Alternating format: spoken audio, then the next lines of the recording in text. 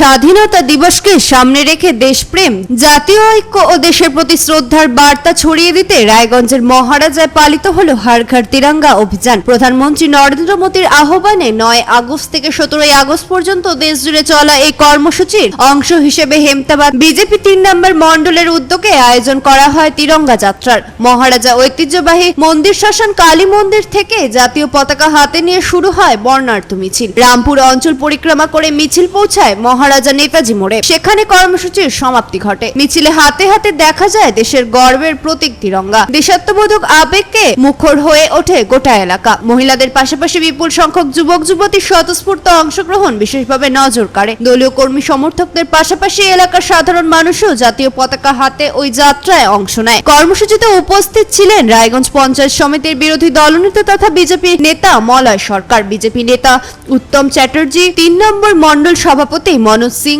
রামপুর অঞ্চলের প্রধান সহ পঞ্চায়েত সদস্যরা ও এলাকার বিশিষ্ট ব্যক্তিরা।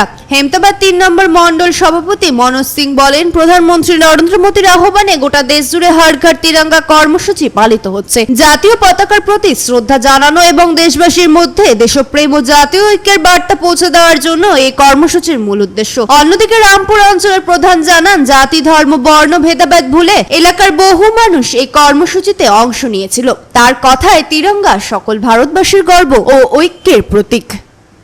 সব মেয়ের জীবনেই বিয়ে খুব স্পেশাল। সেই কারণে সব মায়েরাই চান বিয়েতে মেয়েকে সুন্দর করে সাজাতে। বিয়েতে শাখা সিঁদুর আলতার সঙ্গে আমার পছন্দ বিধাননগর মোড়ের পুরাতন সোনার দোকান দি ঢাকা জুয়েলার্সের সোনার গয়না।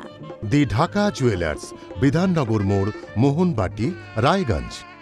নতুন জীবন শুরু করার মুহূর্তগুলো হয়ে উঠুক আরও ঝলমলে দি ঢাকা জুয়েলার্সের সঙ্গে।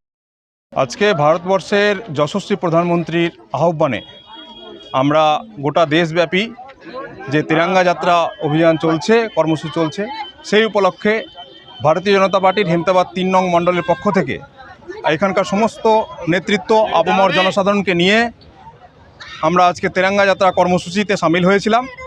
মহারাজার ঐতিহ্যবাহী মন্দির শ্মশান কালীবাড়ি থেকে শুরু করে অঞ্চল অফিস হয়ে নেতাজির পাদদেশে এসে নেতাজি মোড়ে এই কর্মসূচি আমরা এখানে শেষ করছি।